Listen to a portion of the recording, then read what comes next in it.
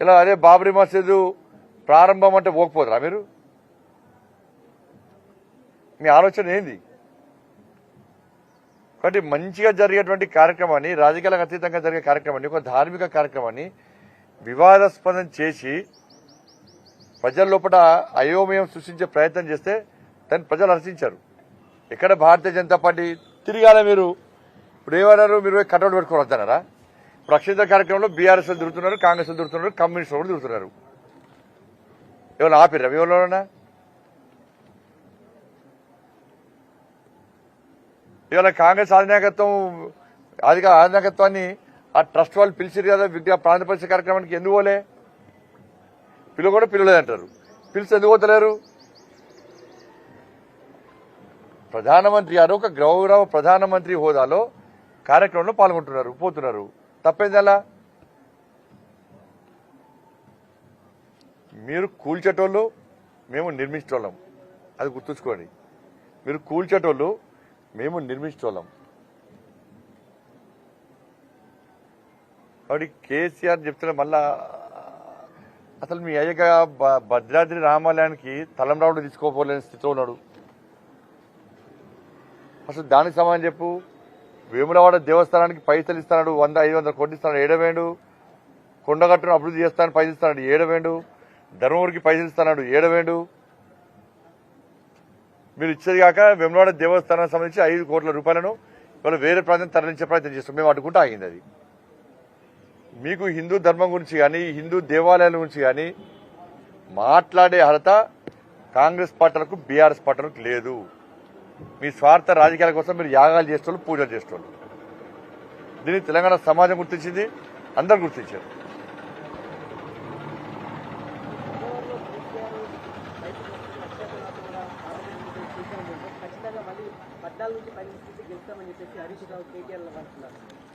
బయటికి వస్తేనే పడుచుకోవాలి, లోపల ఉన్న పడుచుకోండి. కేసీఆర్ గురించి వాళ్ళు మాట్లాడుస్తారు. ఎలా చెప్పు. కేసీఆర్ జనం మర్చిపోయారు. బయట తిరిగితే ఎన్ని గెలిచినాయి? కేసీఆర్ బయట లోపల కేసీఆర్ గురించి పట్టించుకునే వ్యక్తులు లేరు. ఇవాళ బీఆర్ఎస్ పార్టీ తెలంగాణ గురించి మాట్లాడే అర్హత కోల్పోయింది. వాళ్ళ పార్టీ నుంచే తెలంగాణ అనే పదాన్ని తొలగించినటువంటి పార్టీ బీఆర్ఎస్ పార్టీ. జాతీయ పార్టీ అన్నారు, ముంబైలో పోటీ చేస్తామన్నారు. అసలు జాతీయ పార్టీ, ప్రాంతీయ పార్టీ ఇప్పటి స్పష్టత లేదు వాళ్ళకి. ఇది విక్తం, అది విక్తం, ఇది ఓడుస్తాం, అది ఓడుస్తాం అన్నారు. మేమే కీలక పాత్ర పోషిస్తాం ఈసారి పార్లమెంట్ ఎన్నికల్లో అన్నారు. ఏ రాష్ట్రంలో ఎన్ని సీట్లు పోటీ చేస్తారో స్పష్టం చేయండి. ఇక్కడనే క్యాండిడేట్ గతి లేరు. మీ బీఆర్ఎస్ పార్టీలే ఇవాళ మీ పార్టీ సింబల్ మీద పోటీ చేయడానికి సిద్ధంగా లేరు పార్లమెంట్ ఎన్నికల్లో. ఎందుకంటే ఏడవైనా గల్లీలో ఎవరున్నా కూడా ఢిల్లీలో మోడీ గారు ఉండాలని చెప్పి ప్రజలు కోరుకుంటున్నారు. గల్లీలో ఎవరున్నా కూడా కొత్త పరిస్థితిలో ఢిల్లీలో మోడీ గారు ఉండాలని చెప్పి ప్రజలు కోరుకుంటున్నారు. అన్ని పార్టీల నాయకులు కోరుకుంటున్నారు. మళ్లీ అప్పీల్ చేస్తున్నారు. కాంగ్రెస్, బీఆర్ఎస్ పార్టీ నాయకులకు మళ్లీ అప్పీల్ చేస్తున్నారు. ఢిల్లీలో తిరిగి ఏర్పడేది నరేంద్ర మోడీ గారి ప్రభుత్వం. ఇక్కడ ఎక్కువ సంఖ్యలో భారతీయ జనతా పార్టీకి సంబంధించిన పార్లమెంట్ సభ్యులు గెలిస్తే ఎక్కువ నిధులు వస్తాయి. మనం తెలంగాణ రాష్ట్రాన్ని అభివృద్ధి చేసుకోవాలి. బీజేపీ కార్యకర్తలైనా, బీఆర్ఎస్ పార్టీ కార్యకర్తలైనా, కాంగ్రెస్ పార్టీ కార్యకర్తలైనా అసెంబ్లీ ఎన్నికలు అయిపోయినాయి, ప్రజలు తీర్పిచ్చారు. దాన్ని శిరస వహిస్తాం వెళ్ళం కూడా, ప్రజాస్వామ్య వెళ్ళం మేము. కాబట్టి ఇప్పుడు పార్లమెంట్ ఎన్నికల్లో బీజేపీ పార్లమెంట్ సభ్యులు గెలిస్తే ఎక్కువ నిధులు వస్తాయి. ఇదే అక్కడ తిరిగి ఏర్పడేది మోడీ గారి ప్రభుత్వం క్లారిటీ ఉంది. అలా ఒకటి పగలు పట్టింపులు ఇవన్నీ పోకుండా అన్ని పార్టీల కార్యకర్తలు ప్రజలకు ఆలోచిస్తున్నటువంటి ఆలోచనకు అనుగుణంగా మీరు జెండాలు పక్కకు పెట్టండి. భారతీయ జనతా పార్టీ గెలిస్తే ఇవాళ మనకు నిధులు వస్తాయి, మన తెలంగాణ రాష్ట్రం అభివృద్ధి చేస్తుంది. ఇట్లా ఆలోచించాలని చెప్పి కోరుతా ఉన్నాను నేను. బీఆర్ఎస్ లేనేలేదే, బీఆర్ఎస్ ఏడు చెప్పరాదు. ఇప్పుడు బీఆర్ఎస్ సింబల్ మీద ఎంపీగా పోటీ చేయడానికి ఎవరైనా సిద్ధంగా ఉన్నారా?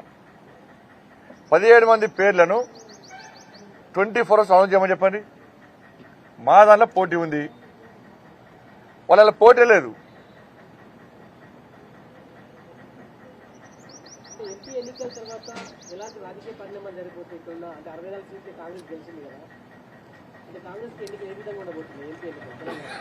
ఎంపీ ఎన్నికల్లో పూర్తి స్థాయిలో భారతీయ జనతా పార్టీ గెలవబోతుంది. నాకు తెలిసి కాంగ్రెస్ పార్టీ నుంచి ఎమ్మెల్యేలను కొనుగోలు చేయడానికి కేసీఆర్ ఆల్రెడీ ప్లాన్ చేస్తున్నాడు. ఆల్రెడీ చాలా మంది కాంగ్రెస్ పార్టీ నాయకులు కేసీఆర్ తో టచ్ లో ఉన్నారు. ఈ పార్లమెంట్ ఎన్నికల తర్వాత కేసీఆర్ ఏదైనా చేయొచ్చు. ఎందుకంటే కాంగ్రెస్ పార్టీలో కేసీఆర్ కోవట్లు చాలా మంది ఉన్నారు. వాళ్ళతోని ఆల్రెడీ బేరసారాలు స్టార్ట్ చేసిండు. మొన్న అసెంబ్లీ ఎన్నికల్లో చాలా స్పష్టంగా చెప్పింది నేను, చాలా మందికి కేసీఆర్ పైసలు ఇచ్చిండు. ఎందుకంటే కేసీఆర్ ప్లాన్ మంది కుట్టినోని కూడా వాళ్ళు అనుకుంటాడు కేసీఆర్. ఆయన ఆలోచన దుర్మార్గపు ఆలోచన బీఆర్ఎస్ పార్టీ. కాబట్టి పార్లమెంట్ ఎన్నికల తర్వాత ఏదైనా జరగచ్చు. కేసీఆర్ మూర్ఖత్వపు ఆలోచన వల్ల, కేసీఆర్ కుట్రల వల్ల ఏదైనా జరగదు. కేసీఆర్ కు ప్రజాస్వామ్యం మీద నమ్మకం లేదు, రాజ్యాంగం మీద నమ్మకం లేదు, చట్టాలంటే గౌరవం లేదు, తోటి మనిషి అంటే కనీసం విలువ ఉండదు ఆయనకు ఆయన కుటుంబానికి. కాబట్టి దేనికైనా ఆ కుట్రలకు తెగించి ముందుకు వచ్చే వ్యక్తి కేసీఆర్ కుటుంబం. ఏదైనా చేస్తాడు, ప్రభుత్వాన్ని ఇబ్బంది పెట్టే ప్రయత్నం ఏదైనా చేయొచ్చు. అది చేసి చేస్తాడు, మళ్ళీ బీజేపీ నూకే ప్రయత్నం చేస్తాడు. ఈ కాంగ్రెస్ వాళ్ళకు మీరు ఫస్ట్ ఆ కేసీఆర్ సంగతి చూడండి. ఫస్ట్ మీరు బీఆర్ఎస్ బీజేపీ ఒకటి, బీజేపీ ఎక్కడ ఒకటే, బీఆర్ఎస్ బీజేపీ ఒకటి మేము కలిసి పోటీ చేసినాం. ఎప్పుడైనా మీరు దాన్ని పట్టుకొని మళ్ళీ పార్లమెంట్ లో గెలిచే ప్రయత్నం చేస్తే మీ సంగతి కేసీఆర్ చూస్తారు. ఫస్ట్ మేము కొట్లాడుకుని కాదు, కాంగ్రెస్ బీజేపీ కొట్లాడుకుని కాదు, ఉన్న అక్కడక్కడ కొంచెం ఉన్న బీఆర్ఎస్ పార్టీ ఆయన బొంద పెట్టాలి ఫస్ట్. ఎందుకంటే ప్రజలను రాసి రంపాన పెట్టిన బీఆర్ఎస్ పార్టీ వాళ్ళు, ప్రజల బతుకులు సర్వనాశనం చేసింది బీఆర్ఎస్ పార్టీ, కేసీఆర్ కుటుంబం ముఖ్యంగా. ఫస్ట్ వాళ్ళ సంగతి చూద్దాం. మీరు మేము కలిసి అభివృద్ధి చేసుకుందాం తెలంగాణ రాష్ట్రాలంటే మీరు వాళ్ళ బీఆర్ఎస్ బీజేపీ ఒకటి ఒకటి ప్రజలు అమ్మతలేరు, మర్చిపోయారు. ఒకప్పుడు నమ్మిరు, మీరు చెప్తే నమ్మిరు. ఇప్పుడు ఎవ్వరు కూడా బీఆర్ఎస్ బీజేపీ ఒకటంటే ప్రజలు నమ్మే స్థితిలో లేరు. ఫస్ట్ మీరు బీఆర్ఎస్ సంగతి చూసుకోరి, తెరవనిక ఏం జరుగుతుందో, కేసీఆర్ ఏం చేస్తుండో, ఏం చేయబోతుండో ఫస్ట్ దాన్ని గమనించండి. మీ ఇంటెలిజెన్స్ వ్యవస్థను పరీక్ష చేసుకోరు ఫస్ట్. అరే చాలా విషయాలు మాకు తెలుస్తున్నాయి, మీకు తెలుస్తలేవు. మీరు గదే గుడ్డి ఆలోచన ఉన్నారు. బీఆర్ఎస్ బీజేపీ ఒకటి అది చెప్పుకుంటేనే టైం పాస్ చేసే ప్రజలు దాన్ని ఎవరు నమ్మరు. హాస్పిటల్ ఎన్నికలు ఎవరు నమ్మరు.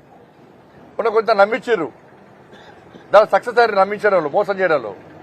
ఇప్పుడు నమ్మరు, ప్రజలు నమ్మరు. ఇప్పుడు ప్రజలు తెలంగాణ రాష్ట్ర అభివృద్ధి కోరుకుంటున్నారు. కాంగ్రెస్ పార్టీ ప్రభుత్వం ఏర్పడ కూడా కేంద్రంలో బీజేపీ ప్రభుత్వం ఏర్పడబోతుంది. కాబట్టి ఈ ఎన్నికల్లో బీజేపీకి ఓటేయాలి. మనం తెలంగాణ రాష్ట్రాన్ని అభివృద్ధి చేసుకోవాలి, ఎక్కువ నిధులు తెచ్చుకోవాలి. ఎక్కువ నిధులు రావాలంటే, తెలంగాణ రాష్ట్రం అభివృద్ధి చెందాలంటే ఇలా బీజేపీ ఎంపీలను గెలిపించాలి. బీజేపీ ఎంపీలను గెలిస్తే బీజేపీ ఎంపీలు కొట్లాడి ఎక్కువ నిధులు తీసుకొస్తారు. అయిపోయింది, ఎన్నికల వాతావరణం అయిపోయింది. ఇప్పుడు అభివృద్ధి కావాలి మనకు. అప్పుల పాలైంది తెలంగాణ రాష్ట్రం, అప్పులు తీసుకోవాలి, సంక్షేమ పథకాలు అమలు కావాలి. కాంగ్రెస్ పార్టీ ఇచ్చిన హామీలు నెరవేర్చాలంటే కూడా ఇక్కడ బీజేపీ రావాలి, ఎంపీలు గెలవాలి. ఇప్పుడు ఎక్కడ తీసుకెళ్తారు పైసలు? వాళ్ళ రైతు బంధు మీరేమన్నారు, ఎన్నికల తర్వాత వెంటనే 15,000 రూపాయలు ఎకరానికి వేస్తామన్నారు. 48 లక్షల వాళ్ళ సీజన్ స్టార్ట్ అయింది. 48 లక్షల మంది రైతులు ఎదురు చూస్తున్నారు. ఇవాళ పంట పెట్టుబడి పెట్టలేని పరిస్థితి ఉన్నది ఇవాళ.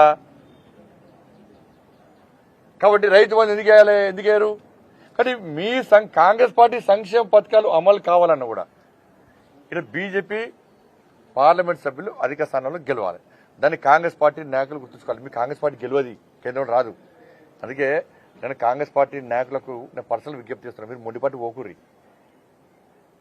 ఇక్కడ రాహుల్ గాంధీ శభాష్ అనాలే, సోనియా గాంధీ శభాష్ అని చెప్పి మీరు మొండిపాటుతోని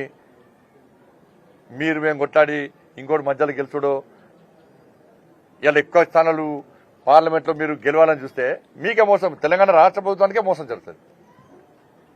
దాన్ని గుర్తుంచుకోవాలి. మీరు మొండిపాటు పక్క పెట్టండి. ఇలా ఇక్కడ బీజేపీ గెలవాలని కోరుకోరు. మీరు గెలిస్తేనే మీరు రాష్ట్రంలో అధికారులు ఉంటారు, అభివృద్ధి మనం చేసుకుంటాం. అభివృద్ధి ద్వారా మేము కూడా సహకరిస్తాం. మోడీ గారికి ఎన్నికలు ఇవన్నీ ముఖ్యంగా, దానికి అభివృద్ధి ముఖ్యం. ఏ పార్టీ అధికారంలో కూడా అభివృద్ధి చేయాలనుకుంటారు. అటువంటి వ్యక్తికి ఇంకా మనం తెలంగాణ రాష్ట్రం నుంచి ఇంకా ప్రోత్సహించే ప్రయత్నం చేయాలి. ఎక్కువ ఎంపీలకి బీజేపీ ఎంపీలు కలిస్తే ఎక్కువ నిధులు, మీరు మేము కలిసి ఎక్కువ నిధులు తీసుకొచ్చుకున్నాం. అట్లానే అనేది ఇప్పుడు బీఆర్ఎస్ వాళ్ళు 17 సీట్లు గెలుస్తామంటున్నారు, కాంగ్రెస్ వాళ్ళు 14 సీట్లు గెలుస్తామంటున్నారు. మేము 14 సీట్లు, ఎన్ని ఉన్నాయి సీట్లు? 17 సీట్లే ఉన్నాయి. ఇవన్నీ కలిపితే 50 దాడుతున్నాయి ఇవాళ. కాబట్టి నేను మళ్ళీ చెప్తున్నా, ప్రజలు ఏం కోరుకుంటారు అంటే గల్లీలో ఎవరు కూడా ఢిల్లీలో మోడీ గారు ఉండాలి ఈ దేశం కోసం. ఇది ప్రజల ఆలోచన, ప్రజల విధానం, ప్రజల నినాదం. సుస్థిరంగా ఉండాలని కోరుకుంటున్నాను. మేము ప్రభుత్వాలను కూల్చేటువంటి ఆలోచన మాకు ఉండదు, అటువంటి కుట్ర మాకు తెలియదు. కేసీఆర్ విషయంలో కొంచెం జాగ్రత్తగా డేగా కనతం చూడాలంటున్నాను నేను. కేసీఆర్ కామన్ అంటే కుట్రలు చేస్తాడు, ఏది చేసినా కుట్రలు చేస్తూ ఉంటాడు. దాన్ని గమనించుకోండి, మీ ప్రభుత్వం జాగ్రత్త. మరి అది కేసీఆర్ ఏం చేస్తాడో అర్థం చేసుకోండి ఒకసారి. ధన్యవాదాలు. ఒకవేళ కేసీఆర్ ఏమైనా కుట్రలు కనుక చేసినట్టయితే బీజేపీగా మీరు వాటిని అడ్డుకుంటారా, ఎటువైపు ఉంటారు? మాకే సంబంధమే, వాళ్ళ గురించి వాళ్ళేం చేయాలి. ప్రజాస్వామ్యాన్ని కాపాడాల్సిన బాధ్యత భారతీయ జనతా పార్టీ మీద ఉంటుంది. ప్రజాస్వామ్యాన్ని కాపాడే పార్టీ భారతీయ జనతా పార్టీ, ప్రజాస్వామ్యాన్ని పరిరక్షించే పార్టీ భారతీయ జనతా పార్టీ. కానీ వాళ్ళ ఎమ్మెల్యేలను, వాళ్ళ నాయకులను కాంగ్రెస్ పార్టీ కాపాడుకోవాలి. మేము పోయి కాపాడతామా? అన్న పోకురండి బీఆర్ పోకురండి మేము ఆడతామా? వాళ్ళు కాపాడుకోవాలి.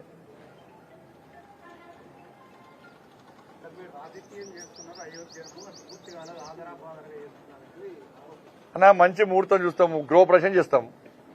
గృహప్రవేశం మొత్తం బిల్డింగ్ కంప్లీట్ అయినాక గృహప్రవేశం చేస్తామా?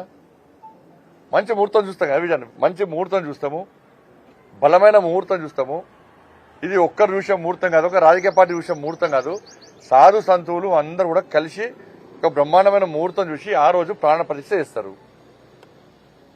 రాజకీయం ఏడేస్తున్నాం మేము. ఇప్పుడు కాంగ్రెస్ లను, బీఆర్ఎస్ లను, కమ్యూనిస్టులను ఓటించి పెట్టుకోమని చెప్పి మేమే అన్నట్టు పెట్టుకోగలుగుతున్నామా? మేము అక్షింత కార్యక్రమం మీరే పాల్గొనండి, మేము ఎక్కడైనా బీజేపీ కన్వెన్షన్ పాల్గొన్నామా? ఇప్పుడు మేమే పాల్గొంటే బదనామా అవుతుందని చెప్పండి. అది రాజకీయాలకు అతీతంగా జరిగే కార్యక్రమం. క్షేత్రస్థాయిలో BRS party, Congress party, communist party కార్యకర్తలు పాల్గొంటున్నారు. దానిలో మరి ఆంజనేయకత్వం దాన్ని ఎందుకు గమనిస్తలేము మేము అంటున్నాం. ఇక దానిలో వీళ్ళు చెప్పిస్తే చెప్పరాలు. ఇప్పుడు ప్రపంచం అంతే తిరుగుతున్నది. అసలు మళ్ళీ చెప్తున్నా, వీళ్ళు రామాలయ నిర్మాణానికి అనుకూలమా కాదు? ఫస్ట్ అయోధ్యలో రామ మందిరం ఉందా, బాబ్రీ మసీద్ ఉందా? రాముడు అయోధ్యలో పుట్టిన నమ్ముతారా అని నమ్మరా వీళ్ళు? వీళ్ళు అప్పుడే అయోధ్య బాబ్రీ మసీద్ ఇచ్చినప్పుడే రాముడు అయోధ్యలో పుట్టిన గ్యారంటీ ఏంది అని చెప్పి కాంగ్రెస్ వాళ్ళు ప్రశ్నించారు. అప్పుడు మేమే అన్నాం, విమర్శించినోడు మీ తల్లి పుట్టిన గ్యారంటీ ఏంది? ఎవరు చెప్పారు? అక్కడ ఉన్న నర్సు, బాధ్యతాయుతమైనటువంటి పవిత్రమైన డ్యూటీలో నర్సు వచ్చి, అమ్మా ఇవనికి పాప పుట్టింది, బాబు పుట్టింది అని ఇస్తే నా బిడ్డ అని అనుకుంటాం మనం.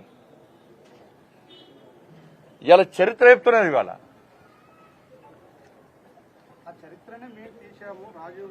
మరి తీస్తే ఎందుకు వస్తలేరు మీరు?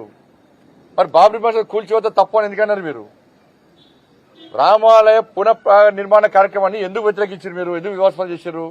ఇవాళ అయోధ్య మీరే చరిత్ర రాశారు కదా, మరి రామాలయ నిర్మాణ ప్రాణ ప్రతిష్ఠ కార్యక్రమాన్ని ఎందుకు హాజరైతలేరు? ఇది భారతీయ జనతా పార్టీ కార్యక్రమం కాదు. భారతీయ జనతా పార్టీ కార్యక్రమం మీరు వెళ్ళకపోతుంది కదా. అన్ని పార్టీలు, అన్ని మతాలు అందరూ వస్తున్నారు దానికి. గౌరవ సుప్రీంకోర్టు అయోధ్య రామాలయ విషయంలో తీర్పు ఇచ్చిన రోజు ఈ మూర్ఖత్వం కాంగ్రెస్ పార్టీ ఈ దేశంలో విధ్వంసం జరగాలని కోరుకున్నది. ఈ దేశంలో విధ్వంసం జరగాలని కోరుకున్న పార్టీ కాంగ్రెస్ పార్టీ. కానీ ప్రజలు ప్రశాంతమైన వాతావరణంలో ఉన్నారు ఆ రోజు. దాన్ని భరించలేకపోయింది కాంగ్రెస్ పార్టీ, సహించలేకపోయింది కాంగ్రెస్ పార్టీ. ధన్యవాదాలు.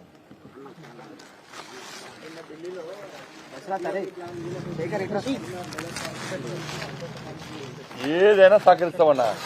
తెలంగాణ రాష్ట్ర అభివృద్ధికి వాళ్ళు రమ్మంటే మేమొస్తాం, వాళ్ళు వేనా మా నాయకులకు తప్పకుండా తెలంగాణ రాష్ట్ర అభివృద్ధి సహకరించాలని విజ్ఞప్తి చేస్తాం.